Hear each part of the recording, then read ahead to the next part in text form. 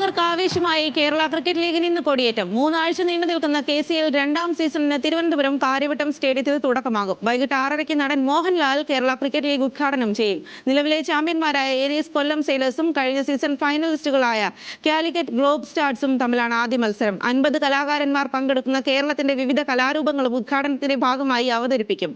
Adani Trivandrum റോയൽസും Kochi blue ടൈഗേഴ്സും തമ്മിലാണ് രണ്ടാം മത്സരം. കഴിഞ്ഞ സീസണിൽ ഇല്ലാതിരുന്ന സഞ്ജു ഇന്നത്തെ മത്സരത്തിൽ കൊച്ചിക്കായി കളത്തിലിറങ്ങും എന്നതാണ് ശ്രദ്ധേയം.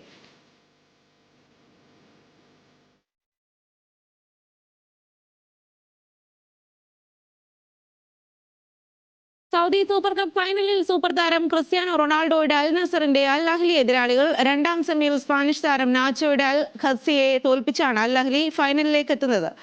1-5 ഗോളുകൾക്കായിരുന്നു അൽ അഹ്ലിയുടെ ജയം. ശനിയാഴ്ച നടക്കുന്ന ഫൈനലിൽ റൊണാൾഡോയുടെ അൽ നസറുമായി അൽ അഹ്ലി ഏറ്റുമുട്ടും. സൗദി ടീമിനൊപ്പം രണ്ടാം കിരീടമാണ് ക്രിസ്ത്യാനോ റൊണാൾഡോ ലക്ഷ്യമിടുന്നത്.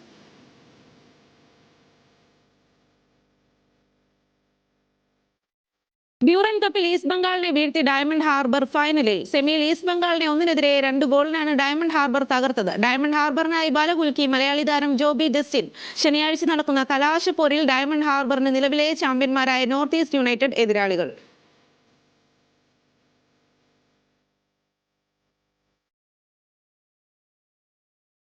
ഇംഗ്ലീഷ് മധ്യനിര താരം എബിറച്ചി എസയെ സ്വന്തമാക്കാൻ ഒരുങ്ങിയ ആഴ്സണൽ ക്രിസ്റ്റൽ പാലസുമായി ആഴ്സണൽ ധാരണയിലെത്തിയതായി റിപ്പോർട്ട്. 67 മില്യൺ പൗണ്ടിനാണ് എസെ ക്രിസ്റ്റൽ പാലസിൽ നിന്ന് ആഴ്സണലിലെത്തുക. ആഴ്സണലുമായുള്ള മെഡിക്കൽ പരിശോധനയ്ക്ക് മുൻപ് താരം പാലസിനായി കോൺഫറൻസ് ലീഗ് പ്ലേ ഓഫിൽ ബൂട്ടണിയും.